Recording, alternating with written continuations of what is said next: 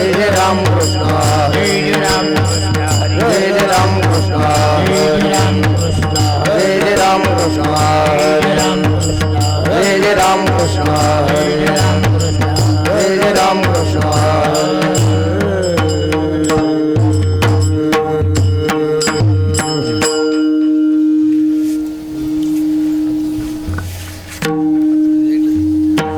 धान उभे विठ्ठवरी करकटावरी ठेवलिया करकटावरी ठेवलिया सुंदर जहार उभे विठेवर करकटावर ठेवोनिया करकटावरी ठेवोनिया तुलसी हार गळा कासे पितांबर तुलसी हार गळा कासे पितांबर तुलसी हार गळा कासे पितांबर हार गळा कासे पितांबर तुलसी हार गळा कासे पितांबर आवडे निरंतर हे गान आवडे निरंतर हे गान तुळशी हार गळा कासे पितांबर आवडे निरंतर हे ध्यान आवडे निरंतर हे ध्यान मकर कुंडले स्थळपती श्रवणी कंठिक वस्तुभ मनी विराजित कंठिक वस्तुभ मनी विराजित मकर कुंडल तळपती श्रवणे कंठ कौस्तुभ मणी विराजित कंठ कौस्तुभ मणी विराजित तुळसी हार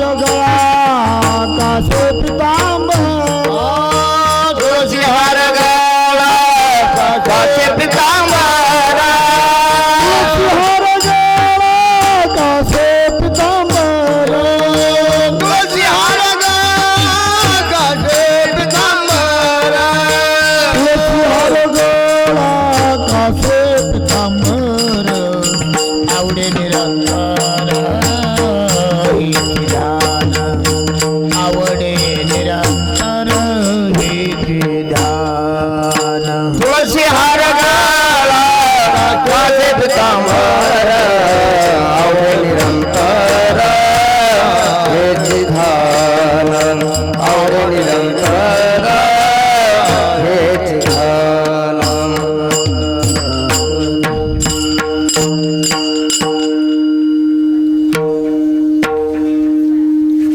मन माझे हे जी सर्व सुख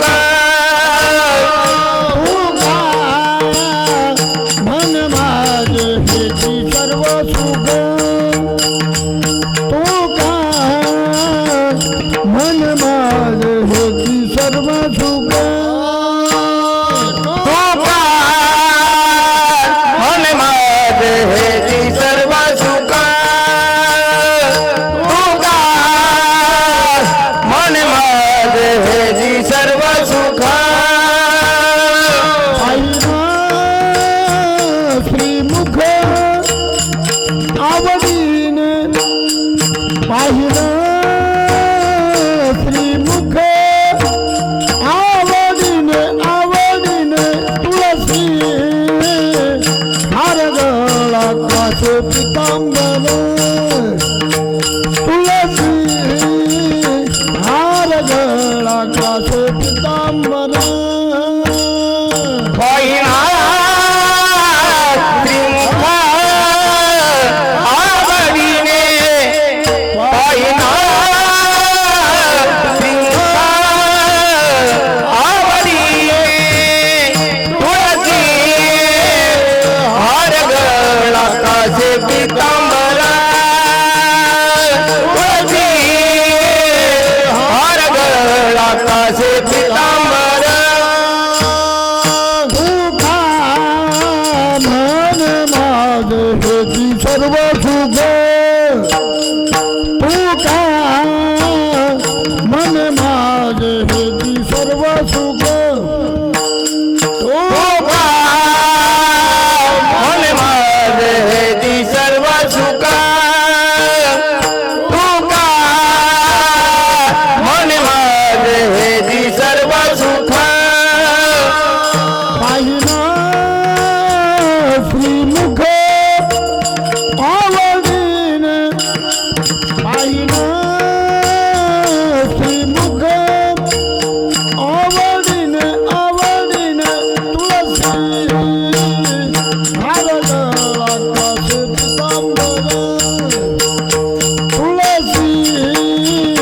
हारगळा कासे पितांबर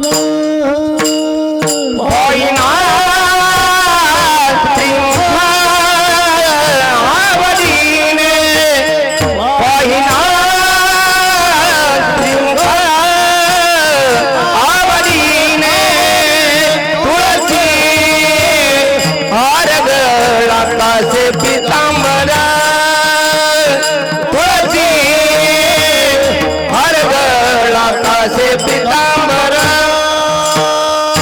आवडे निरंतर हेच दान आवड निरंतर हेच दान तुळसी हारगळा कासे पितांबर तुळसी हारगळा कासे पितांबर आवडे निरंतर हेच ध्यान आवडे निरंतर हेच ध्यान तुळसी हरगळा कासे पितांबर तुळसी हरगळा कासे पितांबर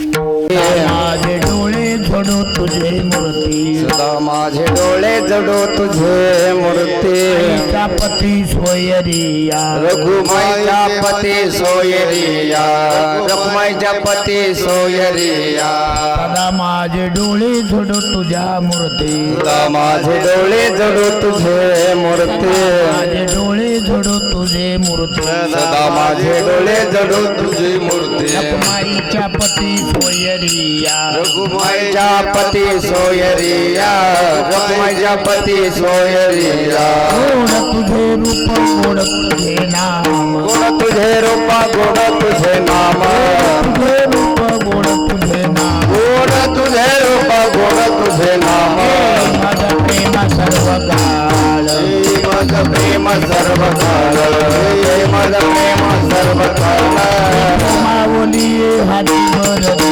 विठो माऊली हातीवर दे. विठो माऊली हातीवर दे. दुनियाला हृदय माझा दुनियाला हृदय माझा गोड तुझे रूपा गोड तुझे नाम गोड तुझे रूपा गोड तुझे नाम माझं प्रेम सर्व काळ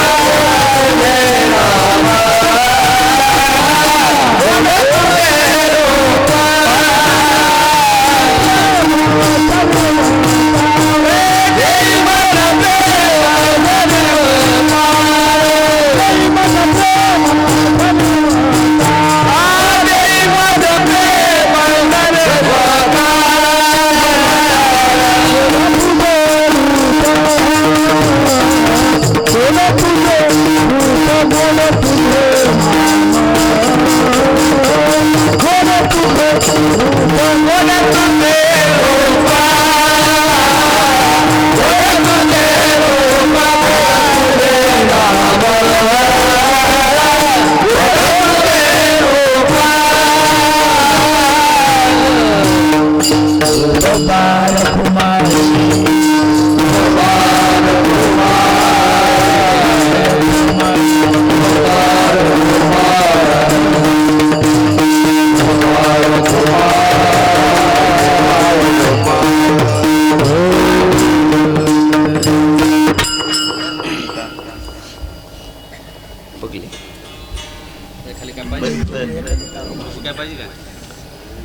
रग होती तिथं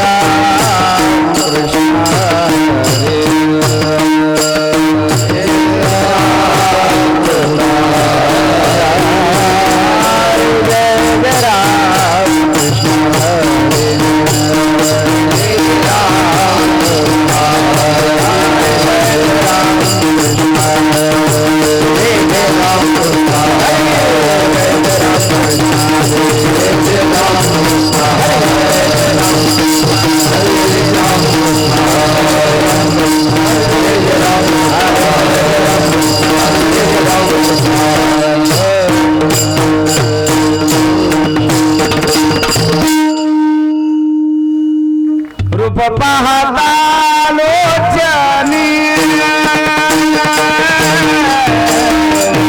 रूप पाहता लोचनी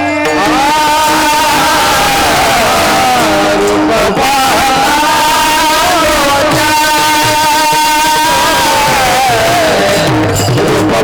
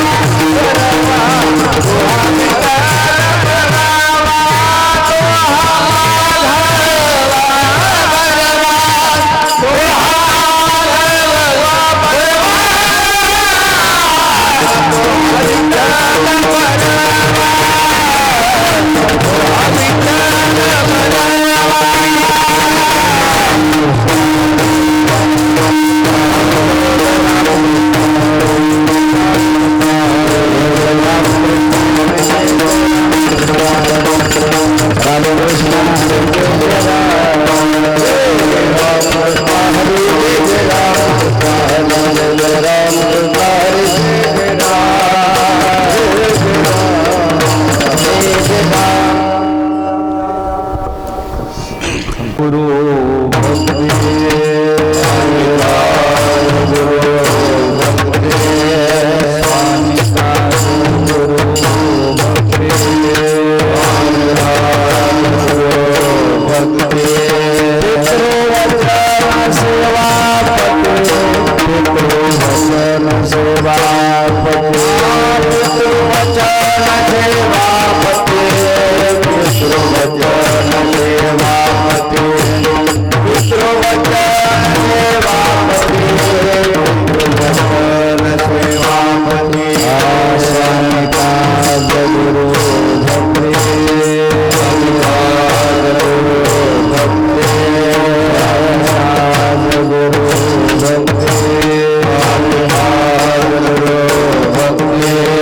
पितृवचन सेवापति पितृवचन सेवापति पितृवचन सेवापति पितृवचन सेवापति पितृवचन सेवापति पितृवचन सेवापति विष्णुचे महापूजा विष्णुचे महापूजा विष्णुचे महापूजा ऋषि महापूजा अनुभव नाही रुजा अनुभव नाही रुजा अनुभव नाही रुजा अनुभव नाही रुजा अनुभव नाही रुजा अनुभव नाही रुजा सत्य बोले मुखे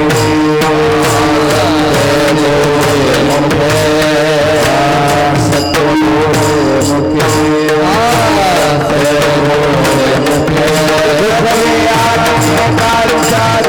दुखे आने कारण जानो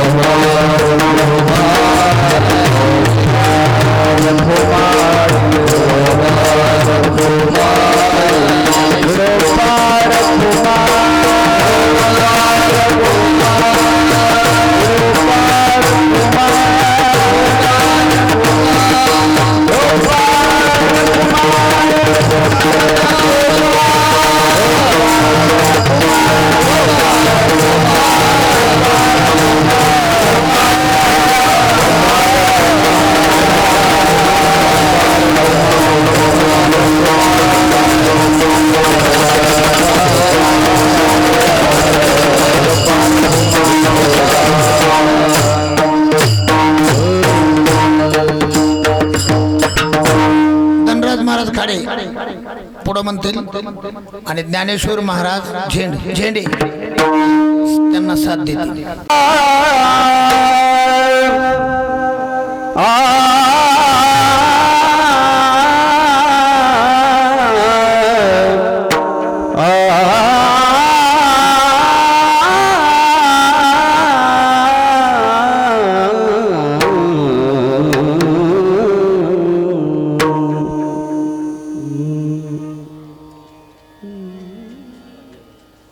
स्वामी का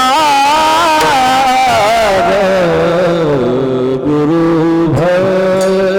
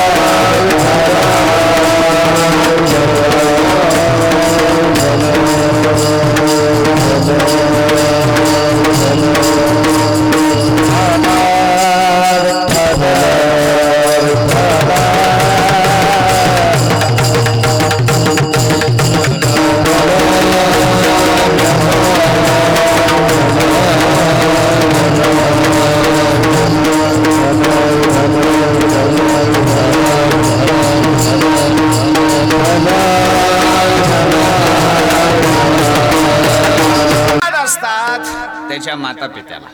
लोक त्याच्या पूर्वजाला धन्यवाद देतात. बाबा काय पुण्य असेल तुझ्या आईचं, काय पुण्य असेल तुझ्या वडिलाचं, तुझ्यासारखा व्यक्ती समाजाला लाभला. ही प्रॉपर्टी आहे मागं ठेवून जायची समाजासाठी. बरं बाबा, घरची प्रॉपर्टी कुटुंबाला, पण समाजाला देणारी प्रॉपर्टी म्हणजे तुमच्या कुटुंबाचे संस्कार. कारण ते संस्कारी कुटुंब पाठीमागं तुमचं नाव चालवत असतं, त्या बापदादाचं कीर्ती चालवत असतं. ते जर नालायक निघले, पहिल्याचं नाव धुळीलाच, पूर्वजाच. बरोबर आहे की नाही? म्हणून एक लक्षात ठेवा, भारतीय संस्कृती ही आपल्या नावापेक्षा आपल्या वाडवडिलांच्या नावाला जपणारी संस्कृती. लक्षात ठेवा बरं. माणसानं स्वतःचा मोठेपणा करत जावा का वाडवडिलांचा करत जावा? वाडवडिलांचा. हे लक्षात ठेवायचं. जो नालायक बापाला घरी ठेवून स्वतः मान पुढल्या कडीला जाऊन घेतो, त्याचं तोंड बघ जाऊ नये. घरात बाप जोपर्यंत जिवंत आहे तोपर्यंत घरातला सगळा मान कोणाला पाहिजे? मग तो लंगडा पांगडा आंधळा आजारी बाजावर पडलेलाही असू द्या, घरामध्ये जर कुणी तुम्हाला मान द्यायला आलं तर त्याला अगोदर सांगायचं, अगोदर तिथं जा. विठाला विठाला.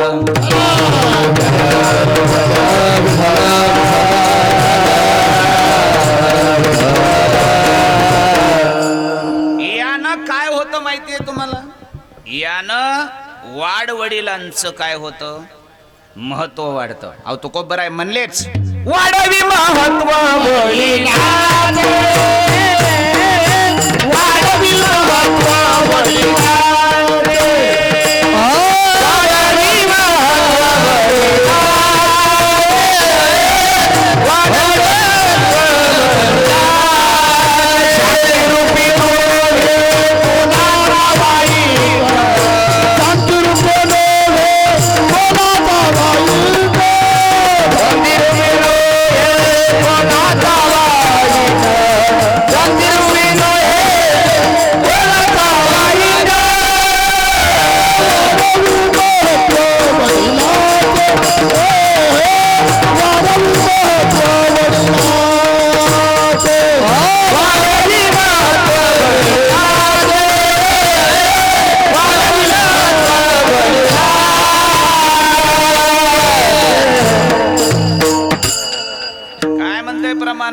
लक्षात आलं? शांतिरूपीनो हे कोणाचा वाईट. जो माणूस समाजामध्ये शांत संयमी, कोणाला दुःख न देणारा, कोणाचा वाईट न करणारा, समाजाची सेवा करणारा असेल तर तो कोबरे म्हणतात ऑटोमॅटिक त्याच्या वडिलाचं महत्व समाजात वाढलं जातं. लोक सरळ सांगतात, अहो त्याचं काय, त्याचा बापच तसा होता, त्याचे संस्कार तसे, त्याच्या वडिलाचे देणं आहे. ती वाढवी महत्व वडिलाचे. आणि आपल्या मूर्खपणामुळे जर आपल्या बापाला मान खाली घालावी लागत असेल तर ज्ञानोबराय म्हणतात तो मेलेला बरा. विडाला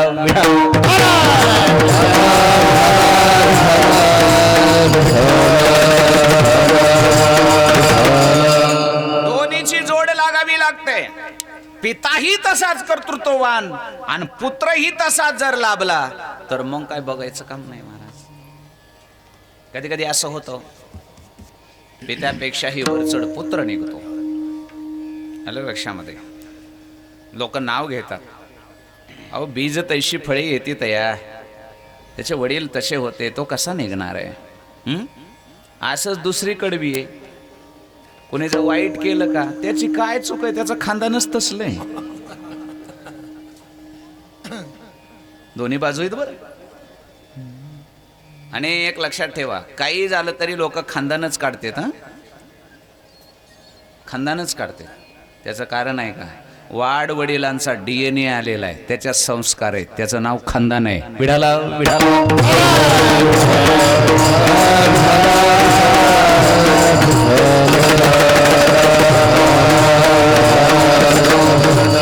काळजी करावी लागते. जीवनामध्ये काही कमावलं किंवा नाही कमावलं तरी एक कमाई अवश्य करायची. बाप दादाच्या नावाला वाडवडिलाच्या नावाला कुठं कलंक लागल असं वागायचं हे सगळ्यात मोठी कमाई आहे महाराज. सगळ्यात मोठी कमाई, याच्यापेक्षा मोठी कमाईच नाही महाराज. एक सांगू का तुम्हाला, पोरांपेक्षा जास्त काळजी बापाच्या नावाची पोरींना असते. हो, तुम्ही म्हणाल कसं, लय काळजी महाराज या बिचारीला. एखादी मुलगी एखाद्या घरी जर दिलेली असेल तर प्रारब्धानं तिला जर सासर खडतर भेटलं, माणसं वकटी भेटली, सासरवास असतो बिचारीला. राहण्यासारखं घर नसतं, 5 मिनिटाचं सुख नाही तिला. नवरा नीट बोलत नाही, सासू नीट बोलत नाही, घरात एकही माणूस अनुकूल नाही, सगळा सासरवास. एवढा असून सुद्धा ती पोरगी तिथं नांदती बरं. हो, आताच्या नाही, पहिलं बी होतं, आता जरा बदललंय महाराज. बराच सासरवास होतो, पण त्या पोरीला गावातलं कुणीतरी म्हणतं, बाई तू कितीही दिवस इथं नाकगाशीत राहिलीस ना, तुला या घरात कवा सुख मिळणार नाही. वेळ आणखीन गेलेली नाही, लवकर शहाणी हो. काय ठेवलं इथं, जा. त्या पोरीचं एक उत्तर ऐका बरं महाराज. ते पोरगी सांगते, मलाही कळतंय ह्या घरात मला सुख नाही, या घरात मला माणसं अनुकूल नाहीत, इथंच माझं नांदणं लागणं कठीण आहे, इथं मला कधी सुख मिळणार हे मला सगळं कळतंय, तरी सुद्धा मी जाणार नाही, कारण मी इथंच नांदणार आहे. अगं पण कारण काय, त्याला कारण आहे, या गावात माझ्या बापाचे जुने 10 सोयरे आहेत, या गावात माझ्या बापाचे 10 सोयरे आहेत. ज्याही वेळेस माझा बाप या गावात येईल, माझं नाव काढल्यानंतर मी मेले तरी चालेल, पण या गावात माझ्यामुळं माझ्या बापाची मान कधीच खाली गेली नाही पाहिजे, याच्यासाठी मी नांदणार. कळलं? मग विचार करा, ती पोरगी कितीही सासरवास भोगते, दुःख भोगते, कुणासाठी हो? डोळ्यापुढं कोण ठेवलंय तिनं? या गावामध्ये कधीही माझा बाप आला तरी माझं नाव काढल्याबरोबर माझ्या बापाला खाली मान घालावी नाही लागली पाहिजे.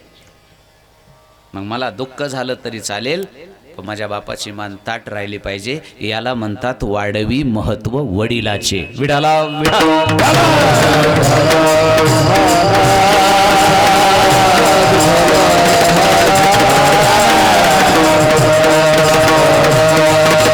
म्हणून जीवनामध्ये काही गोष्टी आपल्या जीवनामध्ये पथ्य पाळाव्या लागतात, त्या सांभाळाव्या लागतात. हे ज्यांनी सांभाळलं ती कुटुंब आदर्श म्हणून समाजामध्ये उदयाला आले, कीर्तीला प्राप्त झाले, प्रतिष्ठेला प्राप्त झाले, मानाला प्राप्त झाले. म्हणून जीवनामध्ये काही गोष्टींची सेवा आणि सन्मान अवश्य करा. नाही कोणाचा करू वाटला ना तर एका गोष्टीचा तर करावाच लागेल. 4 गोष्टी सांगतो, तुम्हाला लक्षात घ्या. समाजामध्ये काही माणसं माननीय असतात. काय असतात? हे 4 टप्पे लक्षात ठेवा, लक्ष देऊ नये का. काही माणसं असतात मानास योग्य असतात, त्यांना कुठंही काय दिला जातो. हो, त्यांना मान देण्या योग्य असते, मान द्यावा लागतो, म्हणून त्यांना माननीय म्हणतात.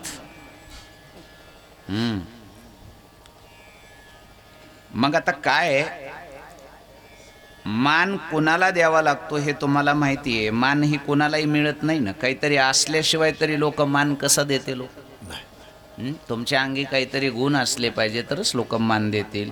एक व्यक्तिमत्व आहे, एक गट आहे, त्याचं नाव आहे माननीय. पण याच्या दोष असा या माननीयमध्ये, कधी कधी नाईलाजानं दसकटाला बी मान द्यावा लागतो. याचा अर्थ तो माननीय आहे असं नाही. काय करावं, आडमोठ्याच्या हातात सत्ता गेल्यावर त्यालाच हार घालावं लागतो. माहिती हे कसलंय, पण विलाज नाही ना महाराज, काय करावं. याचा अर्थ माननीय 1 नंबर नाही, त्याच्या पुढे एक गट आला, त्याचं नाव आहे आदरणीय. कोणता आला? ज्याला मान दिला, नाही विलाजानं दिला, पण ज्याला मान दिला त्याच्याविषयी मनात आदर नव्हता. मान द्यावा लागला पण आदर नव्हता. म्हणून माननीयाच्या पुढे जो गट गेला त्याचं नाव काय? आदरणीय. ज्याच्याविषयी मनामध्ये पाहिलं की काय निर्माण होतो? आदर निर्माण होतो. वाव. आता या लोकांना काय करावं? मोठा माणूस आला, सत्तावान असतो, पॉवरफुल असतो, पैशावाला असतो, मनगटशाहीवाला असतो, नायविलाज असतो, उठावं लागतं, बसा इथं म्हणावं लागतं, मान द्यावा लागतो. मनात आदर नसतो पण नायविलाज असतो. पण असे काही माणसं असतात त्यांच्याकडे आपला स्वार्थ नाही, तो दणगट नाही, मनगट नाही, काही नाही, पण त्याच्या आपल्या मनात त्याच्याविषयी आदर आहे ना. तो कुणी असला तरी आला की असं वाटतं नाही नाही या इथे बस. हा आदरणीय. हा कोण आहे? किती झाले? दोन. माननीय आणि आदरणीय. आता याच्या पुढे चला. काहींचा मान ठेवावा वाटतो पण आदर नसतो, काहींचा मानही ठेवावा लागतो, आदरही वाटतो, पण त्याला वंदन करू वाटत नाही. आदर, फक्त आदर, या या एवढंच, या या बसा, चांगला माणूस आहे, पण त्याला वंदन नाही ना करू वाटत. हा, आलं लक्षामध्ये? अशी काही माणसं आहेत की त्यांना दिसलं की मनामध्ये आदर तर येतोच, पण दिसलं की पहिलं त्याला काय करावं वाटतं? दर्शन, वंदन करावं वाटतं. सज्जन हो, तिसरा गट आहे वंदनीय. किती झाले? 3. पहिला माननीय, त्याला मान द्यावा वाटतो. दुसरा त्याचा आदर करावा वाटतो. पण तिसरा मान आणि आदर नाही, दिसला की त्याचे चरण स्पर्श करावे वाटतात, असा तिसरा गट आहे वंदनीय. आता कोणता श्रेष्ठ झाला मग? वंदनीय झाला का नाही? बरेच आता कधी कधी काय होतं, हायत महाराज म्हणून मान द्यावा लागतो, पाया नाही पडू वाटत.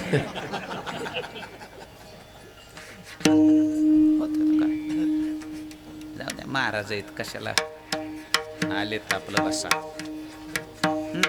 बाहेर गावाला तर जमल, गावातल्या महाराजाच्या तर पायाच पडत नाही.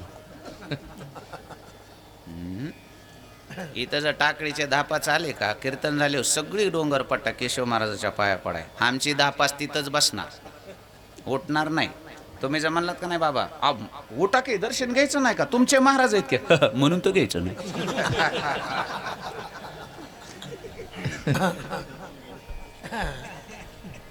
लक्षात आलं का? वंदनीय सांगतोय मी. हा, मग असं कसं? आमच्याकडं तो लय मानते बुवा त्यांना, तुमच्याकडं उग आता कशाला उचकाय लावता? आता राहू द्या बरं, घेतात तर तुमचं तुम्ही घ्या, आम्हाला नका सांगू. हे काय दर्शन घ्यायच्या लायकीचं आहे का काय? उग इकडं येऊन तुम्हाला गप्पा लय हाणतंय मोठ्या मोठ्या, पण ह्याचा काय पसार आहे गावात, आम्हाला माहिती का तुम्हाला माहिती? ह्याच्या पाया पडू वाटत असतंय का? आणि मग तुमच्या लग्नाच्या पत्रिकेवर त्यांचं नाव कसं होतं? आता लोक कुजबुजतेत म्हणून टाकावं लागतं. लक्षात आलं? लक्षात घ्या. काय आदर वेगळा, मान नायविलाजानं कधी द्यावा लागतो, कधी आदरही करावा लागतो, पण त्याचं वंदन करावं अशी इच्छा होत नाही. म्हणून तिसरा एक गट आहे वंदनीय म्हणतात त्याला. त्याला पाहिलं की असं वाटतंय महाराज कदा न सोडावे चरण त्यांचे, चरण त्यांचे, कदा न सोडावे चरण त्यांचे, जाते कदा न सोडावे चरण त्यांचे, जाते कदा न सोडावे चरण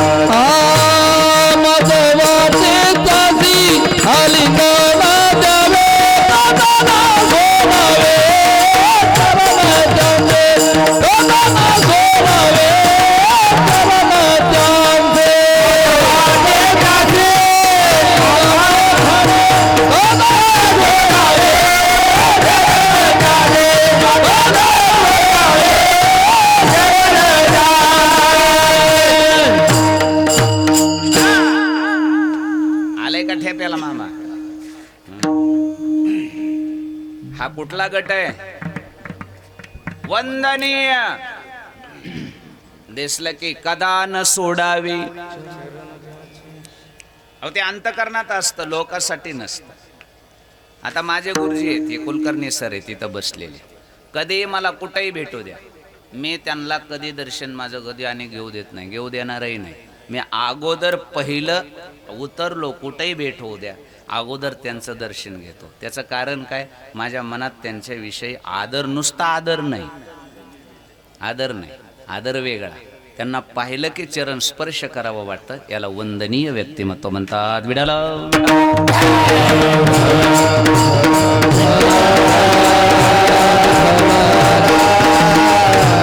याच्या पुढे चला, आणखी एक गट राहिलाय. आता काहींना फक्त वंदन करावं वाटतं, 3 झाले.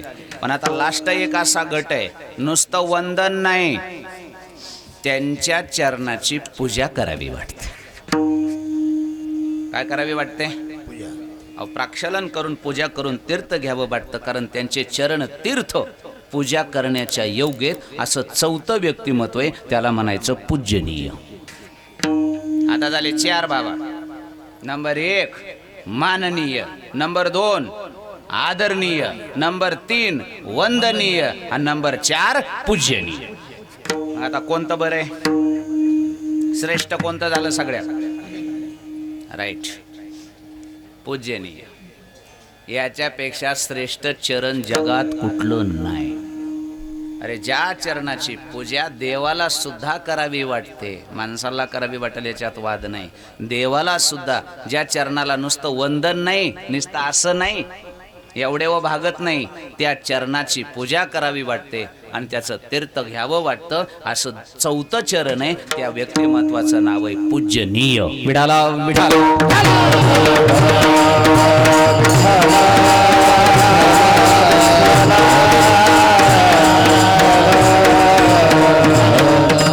मग आता कोण माननीय, कोण आदरणीय, कोण वंदनीय आणि कोण पूजनीय आपण ठरवायचं आता. बरोबर आहे?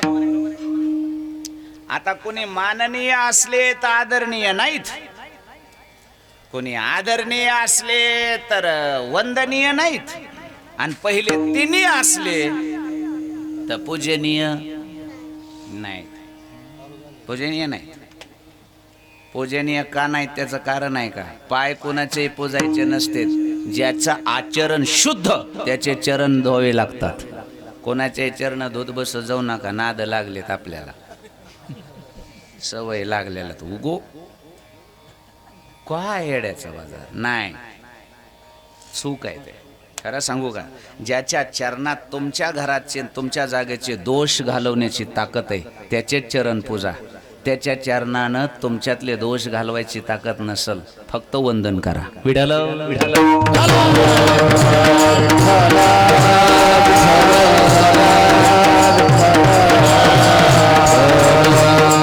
मग आता याच्यातले 4ही महत्वाचे आहेत आपल्यासाठी. एक महत्वाचं नाही ना, आपल्याला माननीय पण पाहिजे, आपल्याला आदरणीय पण पाहिजे, आपल्याला वंदनीय पण पाहिजे, आणि आपल्याला, मग आता हे 4 कुठं सापडायचे? 4 गुण एकात येत नाहीत. हे 4 गुण या जगामध्ये फक्त दोघात एकत्र आले, फक्त दोघात. एक म्हणजे संत आणि दुसरे म्हणजे माता पिता. विडाला विडाला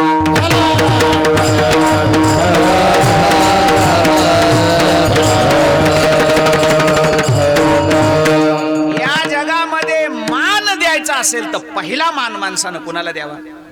राईट, नीट लक्ष देऊ नये का, स्टेप बाय स्टेप शिडी चालायलो होत आपण. जगात पहिला मान अजिबात कुणाला द्यायचा नाही, कुणीही असू द्या.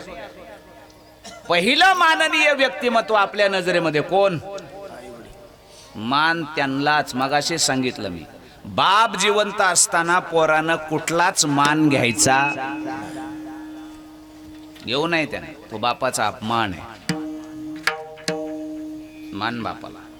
अहो हे जरा असं नाही, नाही तुम्ही दादांना बोला, दादांशी बोला. दादा जर मला म्हटले तर मग मी.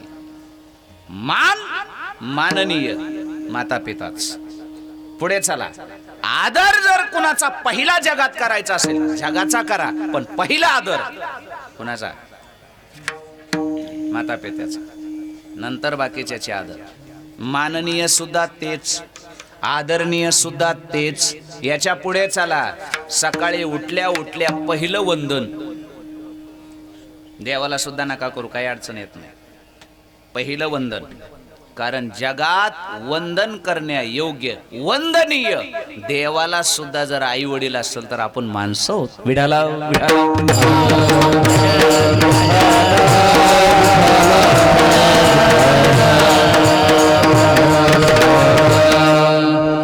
वंदनीय सुद्धा तेच.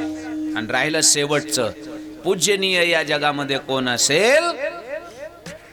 आई वडीलच. हे 4 गुण एकात येत नाहीत बरं बाबा, आई वडील सोडतात बाकीच्या. मगाशी सांगितलं मी, एखाद्याला मान द्यावा वाटतो तर त्याच्याविषयी आदर वाटत नाही, एखाद्याला आदर द्यावा वाटला तर त्याला वंदन करू वाटत नाही, आणि एखाद्याला वंदन करू वाटलं तर त्याची पूजा करू वाटत नाही. पण हे 4 बी ज्याच्यात करावं वाटतं ते फक्त आई वडील. विडाला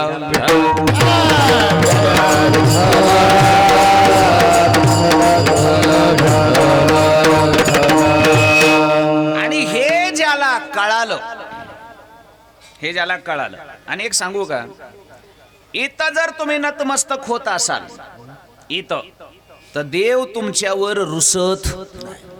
तुम्ही देवाकडे बघूही नका, काही अडचण नाही, रागवत नाही देव तुमच्यावर, कसलाच रागवत नाही. तुमचा मान आदर वंदन पूजा जर इथं असेल तर देवाला तुम्ही नाही जरी पूजलं तरी देव तुमच्यावर रागावत. उत्तरच आहे तसं. आपला सगळं फाउंडेशनच याच्यावर आहे, या सगळ्या वारकरी संप्रदायाचं. रुसत नाही देव. पूजा देवाची नाही केली तरी नाही, पूजनीय हे ज्याच्या घरामध्ये पूजा यांची तिथं देवाची नसली तरी राग नाही. विचार करा तुम्ही, आपल्या शास्त्रामध्ये म्हटलेलं आहे अतिथी देवो भव. अतिथीचा सन्मान करावा, कारण विनमुख गेली या अतिथी नेई सुकृताची संपत्ती. अतिथी विनमुख नाही गेला पाहिजे, अतिथीचा अपमान नाही करायचा. त्याला तांब्याभर का होईना पण हो कुणी असो. आणि मग एक गोष्ट सांगा, पुंडलिकाच्या घरी देव आला, त्यानं बोलविलता का मनानं आलो? मनानं. ठीक आहे. मग आल्यानंतर पुंडलिकाचं धर्मशास्त्राप्रमाणे देवाचं स्वागत करणं काम होतं का नाही? बोला. दोष नाही का तो? अतिथीचा अपमान. आणि अतिथी साधा नाही, पाहुणे घराशी आजी आले ऋषिकेश.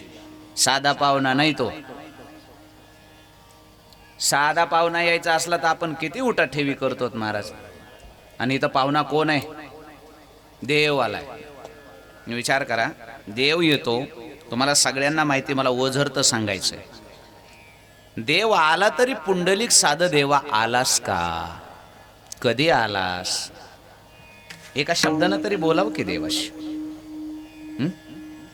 बिचारा आला, पाठीमागे उभा राहिलाय, थांबलाय देव. पुंडलिक बोलत नाही. स्वतःहून देव थोड्या वेळानं म्हणतो, पुंडलिका अरे माझ्याकडे बघ तरी. माझ्यासाठी जपी तपी ऋषी मुनी झिजले, मी स्वप्नात नाही जात त्यांच्या, आणि मी स्वतःहून तुझ्याकडे आलोय, आणि माझ्याकडे साधं बघायलाही तू तयार नाहीस. काय चाललंय काय तुझं हे? अपमान आहे हा. हा तुम्ही विचार करा, एखाद्या पाहुण्याच्या घरी बाबा तुम्ही गेला, आपले पाहुणे आहेत म्हणून तिथं गेला, तर तुम्ही 10 मिनिट जाऊन त्याच्या दारात बसलात तरी त्या घरातली तुमच्या पुढून येते जात येतय. कवा आलात नाही, कोण आलात नाही, काही नाही.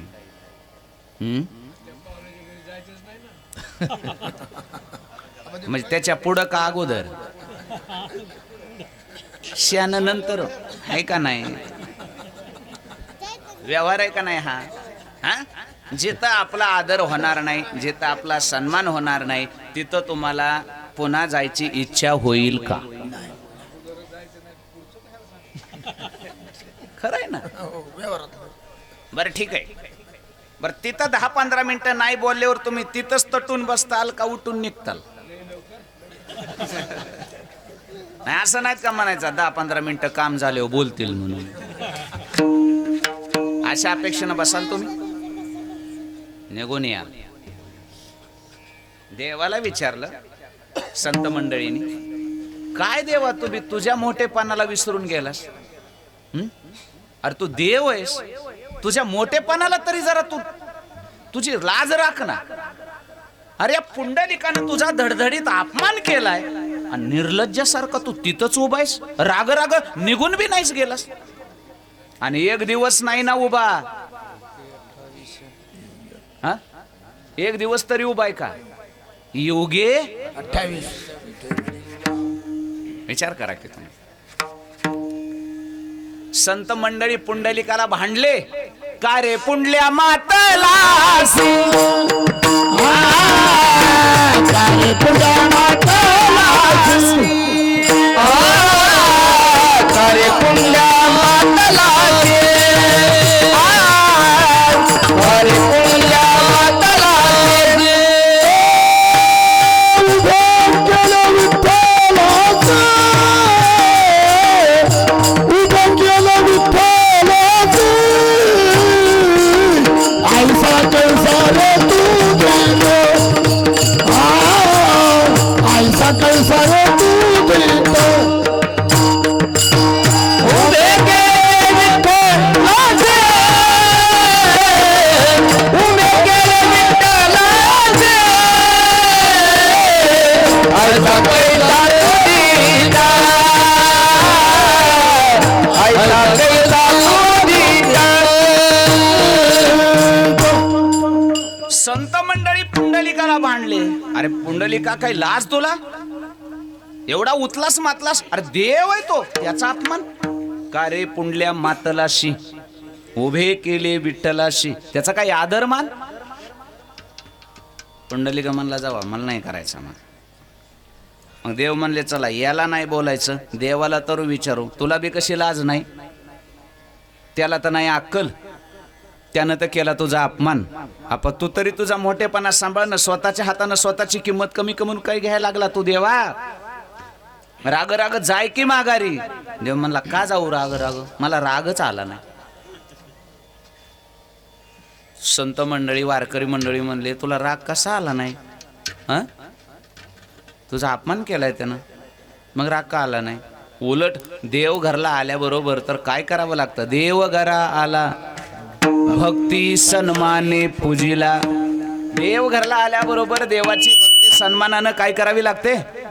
पूजा करावी लागते. अरे मग पुंडलिकानं तर तुझी पूजा नाही केली, पुंडलिकानं तर तुझा अपमान केला, मग तुला राग का आला नाही? भगवंताने सांगितलं मला राग आला नाही, पुंडलिकानं माझी पूजा नाही केली म्हणून राग नाही. पुंडलिकानं माझी पूजा न करता पुंडलिक जे करत होता ती माझी पूजा नाही.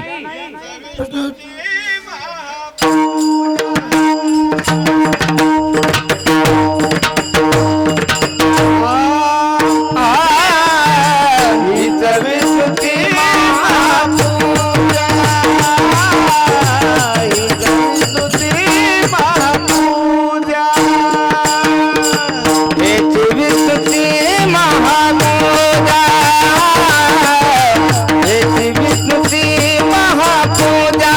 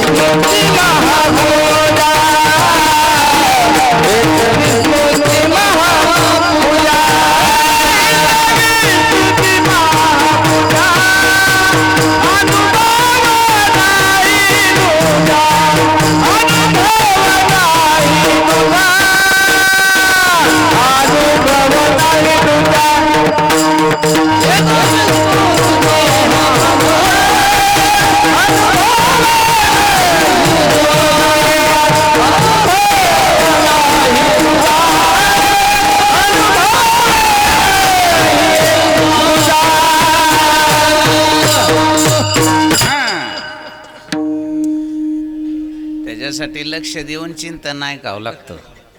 कुठल्या प्रमाणावर चाललोय पहिले टपून होते ना. नाही भगवंताने सांगितलं, पुंडलिकानं माझी पूजा नाही केली तरी मला राग आला नाही, मी त्याच्यावर रागावलो नाही. उलट तो जोपर्यंत मला खाली बस म्हणत नाही, त्याच्या आज्ञेमध्ये मी जोपर्यंत तो बस म्हणत नाही तोपर्यंत मी इथं काय होणार आहे, उभाच राहणार आहे. युगे झाले 28, अजून मनीना खाली बैस. आणि कधीपर्यंत राहणार आहेस देवा? तो जोपर्यंत मला आज्ञा देत नाही तोपर्यंत मी बसणार नाही. एवढा मी आज्ञांकित आहे पुंडलिकाच्या. अरे पण पुंडलिकानं केलंय काय देवा? तुझा अपमान केलाय, तुझी पूजा नाही केली. देवानं सांगितलं माझी नाही करू द्या, पण माझी पूजा न करता तो जे काम करत होता तीच विष्णूची. मग पुंडलिक काय करीत होता हे काय तुम्हाला सांगायची गरज नाही. तुम्ही किती महाराज कोळून पियाला त्याच्यावर. आणि मग पुन्हा पुन्हा पुन्हा पुन्हा तेच कशाला सांगू? पुंडलिक काय करत होता आणि काय करीत होता सगळं माहिती आहे तुम्हाला. माता एका मांडीवर आईचं मुंडकं होतं, एका मांडीवर बापाचं डोकं होतं. दोघांना झोप लागली होती. पुंडलिकानं देवाला सांगितलं, देवा खरं सांगू का, तुझा अपमान करायचा ही माझी इच्छा नाही, पण मला आता उठता येत. कारण मी जर आता उठू, आताच कणून कणून त्रासातून आईला आत्ताशिक डोळा लागलाय, वडिलांना आत्ताशिक थोडासा डोळा लागलाय. रात्रभर झोप नाही रे, कंतायत आजारानं, आणि आता थोडासा डोळा लागलाय. आणि आत्ता डोळा लागल्या लागल्या जर तू आलास म्हणून तुझ्यासाठी जर मी उठू आणि यांना जर धक्का लागला आणि यांची झोप मोड झाली तर आईला त्रास होईल आणि वडिलांना त्रास होईल. देवा मला माफ कर बरं, आईसाठी आणि वडिलांसाठी आता तुझा अपमान झाला तरी माझा नाही विलाज. भगवंताने सांगितलं, पुंडलिका नाही, तू जी करतोस तीच माझी महापूजा आहे. मी तुझा ऋणी आहे. तू जोपर्यंत सांगशील, तुला जोपर्यंत सवड होत नाही तुझी वाट बघत मी इथंच उभा राहीन. तुझ्या आज्ञेशिवाय मी इथून जाणार. कशाची ताकद आहे? आलं लक्षामध्ये? हीच विष्णूची महापूजा. म्हणून एक लक्षात ठेवा, जीवनामध्ये ज्याला हे आदरणीय, वंदनीय, माननीय आणि पूजनीय आपले आई वडील आहेत हे ज्याला कळालं महाराज, त्याला देवाच्या बापाला सुद्धा भ्यायची गरज नाही. विठाला विठाला.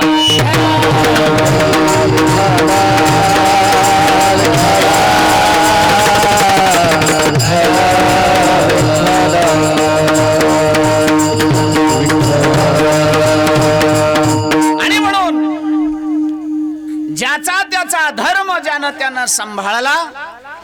आणि एक लक्षात ठेवा, धर्म सोडता केलेली पूजा देवाला मान्य नाही.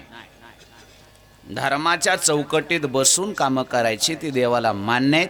धर्माच्या चौकटीला हे बघा, कायद्याची धर्माची चौकट सारखी. तुम्ही काही करा या संविधानामध्ये, भारतात राहायचं असेल तर कुठली बी गोष्ट कशाच्या चौकटीत बसून करायची? हो, कायद्याच्या चौकटीत ज्याचं बसलं त्याचं खोटं असलं तरी रेटलं, आणि ज्याचं कायद्याच्या चौकटीत नाही बसलं त्याचं खरं असलं तरी फसलं. हे पक्क कळतं राजकारणी लोकांना.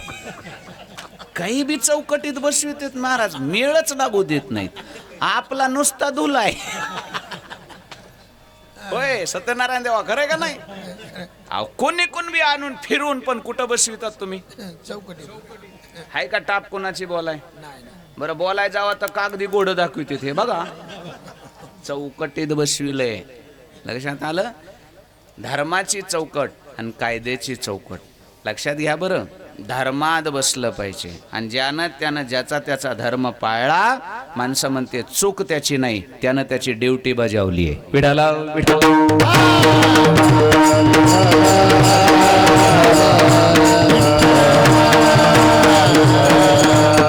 ड्युटीवर असताना ड्युटीचं ड्युटीचं कर्तव्य बजावलं की त्या ड्युटी बजावत असताना कुठलंही काम केलं तरी ते गुन्ह्यात येत नाही. ड्युटी आहे. आणखीन कुठल्या मास्तरावर पोराला मारलं म्हणून गुन्हा दाखल झालाय का? सांगा बरं, का नाही होत? अहो तो धर्म आहे त्याचा, शिक्षकाचा, गुरुजीचा. अर्भकाची साठी पंते हाती धरिली पाठी. आलं लक्षामध्ये? धर्माच्या चौकटीत बसून जे तुमचं कर्तव्य, जबाबदारी, ड्युटी असेल महाराज, त्याला देव सुद्धा तुमची चूक असली तरी चूक काढू शकत. तुमचा धर्म सांभाळा. आणि पहिला धर्म आहे, नीट ऐका, हे धर्म सांगितलेत अभंगामध्ये आज. काय सांगितलेत? स्वामी काज पहिला धर्म आहे. सेवकानं आपल्या स्वामीची सेवा करणं हा सेवकाचा ड्युटी. त्यानं दुसरं काही केलं नाही केलं तरी तीच त्याची विष्णूची बाकी नाही. सेवकानं आपल्या स्वामीची सेवा करावी हा त्याचा धर्म आहे. स्वामी काज. नंबर 2, गुरु भक्ती. शिष्यानं आपल्या गुरुच्या आज्ञेमध्ये राहावं, आपल्या गुरुनं सांगल तसं करावं, त्या गुरुची सेवा करावी हा शिष्याचा धर्म. हो, पतीची या मता अनुसरून या पतिव्रता. आपल्या पतीनं सांगावं आणि पत्नीनं त्या आज्ञेप्रमाणे वागावं आणि त्या पतीची सेवा करावी हा पतिव्रतेचा. पण इथं थोडी शंका आहे. लगेच फोगू नका, काही बी सांगू नका बायकोला. बरे महाराजांनी सांगितलेलं कळालं नाही का? नवरा सांगन तसं ऐकायचं, तो तुझा धर्म आहे. मग काय सांगायचं? तिला सांगायसारखं बी सांगावं लागेल ना. ते जरा समजून घ्यायचं. लय लोक विचित्र आहेत महाराज, कुठलं बी कुठं जोडीत प्रमाणात अशी पाठ करतात महाराज. 2 जण चालली होती कीर्तन ऐकून. पिशव्या होत्या जड जड. एक जणाकडं, एकाला वजत झेपाना. त्यानं काय केलं, त्याची पिशवी त्याच्या खांद्यावर टाकली. अरे म्हणला, माझ्यावर का म्हणे वज टाकलंस? म्हणला, महाराजांनी सांगितलं नाही का, तो का म्हणे माझे तुम्हा संतावरी वजी. मग काय व्हायला लागलं उलस घेतलं तर? नुसतं कीर्तन कशाला ऐकतो? ब ते त्याच्या पुढचं होतं. ते माघारी वळण कानसोळा टोला टाकला. म्हणला, कमन हाणलंस? क्षमा करा अपराध महाराज. असं नाही जमत. शास्त्र कुठं लावायचं हे बघायचं. विठाला विठाला.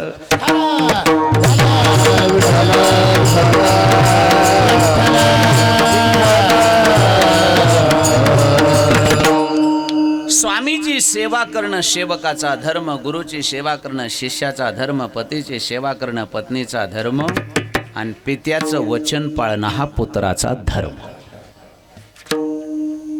याच्या पुढे त्याला कुठला कायदान बंधन नाही.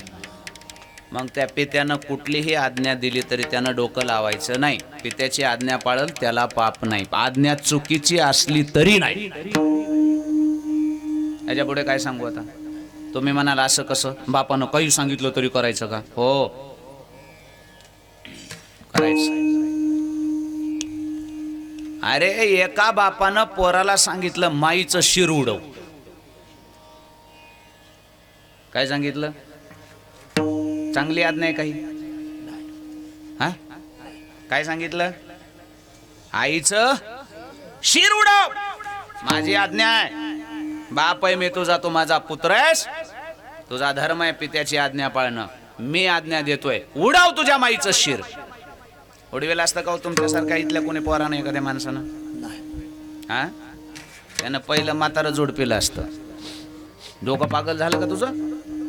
म्हातारं बिघडलं, आईला मारायचं असं? राग आला असता. पण असा पट्ट्या होता, बाकीचा विचार केला नाही. फक्त पितृधर्म, पितृवचनाचं जाण होते. वडिलांनी सांगितलंय, डोळे झाकले, डोळ्यामध्ये अश्रू होते. माईला कसं मारावं? जिच्या पोटी जन्म घेतलाय, आई मला माफ कर, तुझ्या पोटी जन्म घेतलाय पण आज्ञा पित्याची आली आहे, आता मला माफ कर. डोळे झाकले आणि हातातल्या परशुन आईचं मुंडकं धडाच्या वेगळं केलं. त्याचं नाव आहे परशुराम. कोण होता? अरे परशुराम होता. रेणुका मातेचं शिर उडवलं परशुरामानं, जन्मदाते आईचं. तिथं पापा पुण्याचा विचार केला असता तर जन्मदात्या आईची हत्या करणं म्हणजे पाप नाही का हो? पण ते सुद्धा केलं कशासाठी? पितृ आई गेली, दुःख झालं, रडत बसलं. परशुराम रडत बसले जाऊन. भाऊही मारले. त्यांनी आज्ञा पाळली नाही म्हणून त्यांनाही मारायचं सांगितलं. राग शांत झाला दुसऱ्या दिवशी जमदाग्नीचा. विचित्र क्रोध होता त्या माणसाचा. आणि मग दुसऱ्या दिवशी सवय लागलेली पहाटे उठून रेणुकाला हाक मारायची. 4 वाजता, रेणुका पाणी आण. कालचं डोक्यातच नाही काही. रागाच्या भरामध्ये माणूस मोहित झालेला असतो. क्रोधात भवती सम्मोह, सम्मोहा स्मृती विभ्रम, स्मृती भ्रंशात बुद्धिनाशो, बुद्धिनाशात प्रणश्यती. नाश असतो. जमदाग्नीचं ते झालं. कालच्या रागामध्ये काय घरात कांड झालं, वातावरण झालं लक्षात सुद्धा नाही. झोपेतून उठल्यावर रोजच्या सवयीप्रमाणे पत्नीला हाक मारली, रेणुका पाणी आण. आता कुठे रेणुका पाणी आणायला? डोक्यातच नाही. 2-3 हाका मारल्या. अरे कोणीच काय येत नाही. परशुराम डोळे पाणावलेले, मान खाली घालून परशुराम आला. बाबा कशाला ओरडताय? अरे रेणुका कुठे गेली? पाणी आण म्हणावं. आता कुठली आणायची रेणुका? बाबा तुम्हाला कळत नाही हो राग आल्यावर. काय करू मी तुमच्या रागाला? तुमचा राग लुळाय, पांगळाय, त्याला हात नाही, पाय नाही. एकदा तुम्ही रागावलात की तुम्हाला काही कळत नाही. काल तुम्ही रागाच्या भरामध्ये काय केलंय घरामध्ये माहिती आहे तुम्हाला? आणि आज उठून म्हणतात की रेणुका पाणी आण. कुठली रेणुका आणू? कुठली आई आणू? आता काय झालं? परशुराम हाताला धरलं, बाहेर आणून दाखवलं. रेणुकेचं शिर एका बाजूला पडलेलं आणि धडवे एका बाजूला पडलेलं. ही रेणुका आहे आपली. कुठली आणायची? जमदाग्नीचा क्रोध शांत झाला होता. डोकं जाग्यावर आलं. अरे रागाच्या भरामध्ये मी काय करून बसलो? माझी प्राणप्रिय रेणुका मला सोडून गेली. आणि मग परशुरामाला जमदाग्नी विचारतात, परशुरामा तुला माहिती आहे माझा राग विचित्र आहे. मला राग आल्यावर काही कळत नाही, पण तुला तर कळत होतं ना रे. मी काही सांगितलं ते कशाला काही ऐकलंस र माझं? हां, मला क्रोधामध्ये कळालं नाही, पण माझी ही असली गोष्ट ऐकायची तुझी गरज काय होती रे? कशाला ऐकलीस माझी ही आज्ञा? परशुरामानं उत्तर दिलं, नीट ऐका ना बाबा, हे पाप आहे का पुण्य आहे, चांगलं आहे का वाईट आहे, हे मला कळो किंवा न कळो मी हे बघितलं नाही. मी फक्त तुमच्या पित्याच्या वचनाची आज्ञा पाळली, एवढा धर्म पाळलाय. पाप पुण्य मला माहीत. माझं काही चुकलं असलं तर मला माफ करा. तपस्वी महात्मा होता महाराज. जमदाग्नी म्हणजे काय सामान्य गोष्ट आहे का ती? डोळ्यामध्ये पाणी आलं. परशुरामाला जवळ घेऊन मिठी मारली. तुझ्यासारखा पुत्र पोटी यायला जन्मोन जन्मी बापाचं पुण्य लागतं. परशुरामा प्रसन्न आहे आज मी तुझ्यावर. आज जमदाग्नी प्रसन्न नाही, एक बाप प्रसन्न आहे तुझ्यावर. माग, तुला काय मागायचंय ते माग. परशुरामानं सांगितलं, बाबा खरंच देताल का? परशुरामाने सांगितलं, जमदाग्नीने सांगितलं, आजपर्यंत जेवढं तपश्चर्येचं पुण्य आहे तेवढ्याचा संकल्प सोडून सांगतो. काय मागायचंय ते माग. तुला जे पाहिजे ते आज हा बाप तुला वरदान देईन. परशुरामाने सांगितलं, बाबा काही करू नका, फक्त माझ्या आईला जिवंत करा. माझ्या आईला जिवंत करा. जिवंत केलं. रेणुका माता पुनर्जीवन झाली. त्या तो पुन्हा आणखीन पुढे इतिहास वेगळा आहे, तो मला सांगायचा नाही. ऐका बरं. जमदाग्नीने परशुरामाला सांगितलं, परशुरामा माझी आज्ञा पाळलीस त्याच्यामुळं तुझी आई तुला परत मिळाली. अरे पण तू तुझ्यासाठी काहीच मागितलं नाहीस. आई मागितलंस ते तर माझं कर्तव्य होतं, पण तुझ्यासाठी काहीतरी मला काहीच नको आहे. परशुरामाला जवळ घेतलं जमदाग्नीनं. नीट ऐका, बापाच्या आशीर्वादात किती ताकद असते. बाप बाप असतो. देव जो करू शकत नाही तो बाप करू शकतो. परशुरामाला जवळ घेतलं, डोक्यावर हात ठेवून जमदाग्नीने आशीर्वाद दिला. माझी आज्ञा पाळलीस. पितृवचनाचं असं उदाहरण जगात पुन्हा दुसरं कुठलं दिसणार नाही. एक बाप आज तुला आशीर्वाद देतोय परशुराम. जगात कोणाबरोबर भिडलास तरी जीवनामध्ये तुला पराभवाचं तोंड कधीच पाहता येणार नाही. हा तुझ्या बापाचा तुला आशीर्वाद आहे. 21 वेळा निक्षत्रिय प्रतवी केली, एकट्या पट्ट्यानं कधी पराभवाचं तोंड पाहिलं नाही. हा पितृवचनाचा आशीर्वाद आहे. विठाला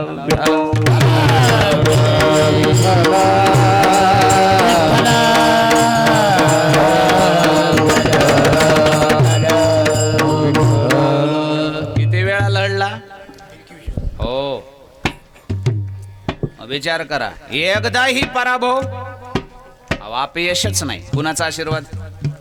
हो, जमदग्नीने आशीर्वाद दिला. आशीर्वाद आहे माझा, अपयश आहे आणि पराभव तुझ्या जीवनात कधीच येणार नाही. जिथं तिथं तुझा जयच होईल. 21 वेळा रणकंदन क्षत्रियाबरोबर झालं. परशुराम ब्राह्मण आहे महाराज आणि युद्ध क्षत्रियाबरोबर आहे. ब्राह्मणाचं शरीर हे युद्ध करण्याचं नाही, ज्ञानाचं भांडार आहे ते. आलं लक्षामध्ये? तरी सुद्धा परशुरामानं क्षत्रियाबरोबर 21 वेळा युद्ध केलं, पण पराभव नाही झाला.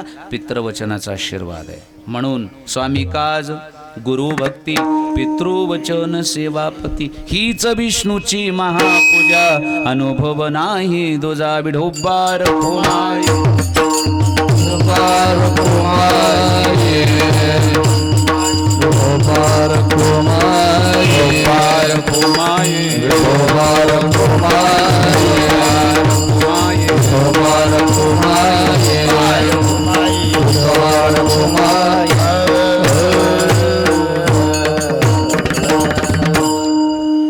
अशा पद्धतीने सज्जन हो, जीवनामध्ये पित्याचं महत्त्वाने पितृवचनाचं हे महत्त्व आहे बरं. हे लक्षात येत नाही आपल्या. खूप मोठी ताकद आहे याच्यामध्ये. पित्याच्या वडिलाच्या आदराची खूप मोठं सामर्थ्य आणि शक्ती आहे त्याच्यामध्ये. आदर करा, सेवा करा. कारण तुका म्हणे देवा त्यांची केली पावे सेवा. हो, त्यांची सेवा केली तरी देवाला पावते. म्हणून निश्चय करा. निश्चय जर केला, निश्चयाचे बळ तुका म्हणे तिची फळ. हीच विष्णूची महापूजा. अनुभव नाही तुझा. असो, म्हणून आज हा जो कार्यक्रम आहे, एका पित्याच्या ऋणामधून मुक्त होण्याचा त्या पुत्रांनी केलेला हा खटाटोप आहे. आपल्या पित्याचे, आपल्या बापाचे आपल्यावर असलेले अनंत उपकार, त्या पित्याचं ऋण, आणि जो पिता अनंत उपकार करून या जगामधून आपल्याला सोडून गेले, त्या पित्याविषयीचं ऋण आणि त्या ऋणातून मुक्त आणि उतराई होण्याच्या कृतज्ञतेच्या भावनेमधून आजचा हा कार्यक्रम आदरणीय कैलासवासी धोंडीराम नामदेवराव चौरे यांचे किती 2 आहेत ना, दोन्हीही सुपुत्र आदरणीय, मी मगाशी बोललो तसं की आमच्या डोंगर पट्ट्यामध्ये आम्ही अतिशय आदरानं ज्यांचं वारकरी संप्रदायामध्ये नाव घेतो, आमचे पिंटू महाराज. वारकरी संप्रदायाशी नाळ आहे त्यांची, जोड आहे त्यांची. सगळ्या महाराज मंडळी असतील, गायक मंडळी असतील, वादक मंडळी असतील, सर्वांशी अगदी प्रेमाचं नातं. गावामध्ये असो, कुठेही असो, वारकरी आला त्याला बहुमान, आदर, सेवा, सन्मान, हा जो स्वभाव आहे आमच्या पिंटू महाराजांचा आहे. आणि हे सोपं नाही आहे. मी मगाशीच सांगितलं, हे DNA मधून येतं आई वडिलांच्या. आलं लक्षामध्ये? आणि मगाशीच सांगितलं मी तुम्हाला, जो समाजाची, देशाची, साधू संताची, धर्माची, संस्कृतीची सेवा करणारा वारस आहे, त्याच्या आई वडिलाचा आनंद देवतायांचा हरिक. हो, म्हणून आमच्या आदरणीय पिंटू महाराजांचे वडील, पिता, त्यांना एकाकी सोडून गेले. असू द्या, तुमच्या दुःखामध्ये आम्ही पण सहभागी आहोत. दुःख मानू नका, शेवटी जावं लागतं. शरीर जायाचे ठेवणे, दरीशी अभिलाष जिने. तुम्हाला झालेलं दुःख आम्हाला अंतकरणापासून आम्हाला त्याची जाण आहे. आम्ही तुमच्या दुःखामध्ये सहभागी आहोत. तुम्हाला या दुःखामधून सावरण्याची भगवंतानं शक्ती आणि सामर्थ्य देऊ. काही जरी असलं, माणूस कितीही मोठा झाला का, बाप गेला त्या दिवशी घर उघडं झालं. आलं का लक्षामध्ये?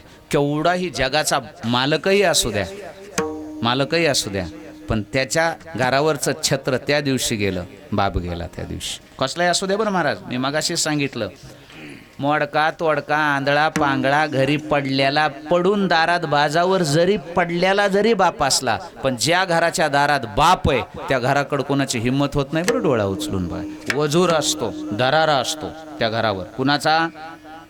बापाचा. आणि ज्या दिवशी बाप जातो का, ते घर उघड्यावर येतं. असू द्या. पुन्हा एकदा, बंधूंचं नाव काय? श्रीमंत धोंडीराम चौरे आणि आदरणीय आमचे महाराज दोघांनाही धन्यवाद. दुःख सावरून आणि आवरून आपल्या पित्याच्या ऋणामधून मुक्त होण्यासाठी आज या गोड जेवणाच्या निमित्तानं नामचिंतनाची सेवा आयोजित केली, अन्नदानाची सेवा आयोजित केली. वडिलाच्या ऋणामधून मुक्त होण्याची भावना तुमच्यामध्ये नक्कीच येईल. तुमच्या वडिलांनाही पित्यालाही आज आनंद वाटत असेल की माझ्या सगळ्या कुटुंबियांनी या ठिकाणी माझ्यासाठी काही ना काही पुण्य करून मला समर्पित केलेलं आहे. पुन्हा एकदा कैलासवासी धोंडीराम नामदेवराव चौरे यांच्या स्मृतीला विनम्र अभिवादन, भावपूर्ण श्रद्धांजली आणि त्यांच्या जीवात्म्याच्या परमगतीसाठी भगवंताकडे साधू संताकडे प्रार्थना करूया. सर्वांच्या वतीने आप्तेष्ट नातेवाईक वारकरी सर्वांच्या वतीनं त्यांच्या उत्तम गतीसाठी आपण प्रार्थना करू आणि चौरे परिवाराला पुन्हा एकदा या दुःखामधून सावरण्याची भगवंतानं शक्ती देवो अशी भगवंताच्या चरणी प्रार्थना करतो. गायनाचार्य, मृदंगाचार्य सर्वांचे आभार मानतो. सगळेच माझ्यासाठी आदरणीय, पूजनीय, वंदनीय आहात. तुम्हा सर्वांना वंदन करतो. समोर असलेली सर्व पंचक्रोशीतील मंडळी, तुकोचीवाडी असेल, जीवाचीवाडी असेल, आजूबाजूची सगळी मंडळी तुम्हा सर्वांना दंडवत करतो, प्रणाम करतो आणि वाणीला याच ठिकाणी पूर्णविराम देतो. ज्ञानेश्वर माऊली ज्ञानराज माऊली तुकाराम, माऊली ज्ञानराज माऊली ज्ञानेश्वर माऊली ज्ञानराज माऊली तुकाराम.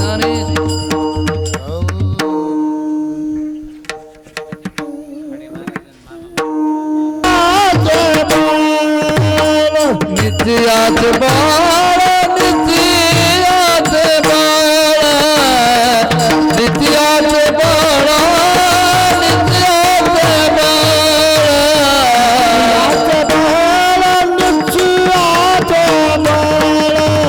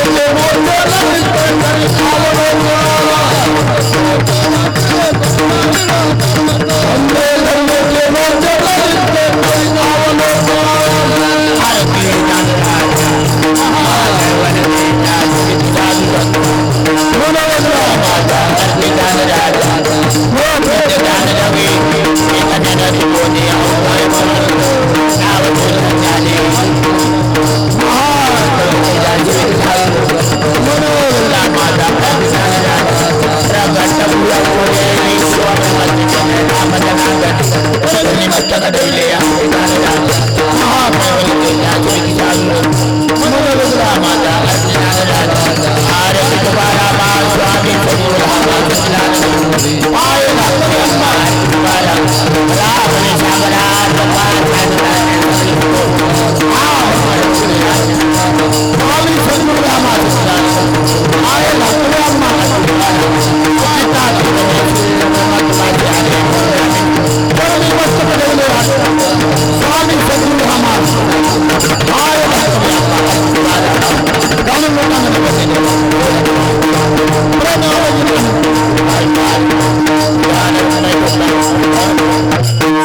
अनंत मधुसूदन पद्मनाभा नारायण जगव्यापक जनार्दन देवादिदेवा केशव चक्रधरा विश्वंभरा भोजा करुणा कर सहस्त्रकरा सहस्त्र पराशर सागर कमल नयना कमलापती स्वामी मोहन मदन मुरव अवतार धरिद्राक्ष आगाय जमुना जगत विजा जग जीवन वसुदेव देवकी नंदन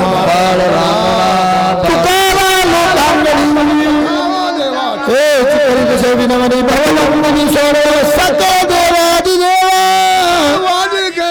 महानंद महानुभवा सदा शिवास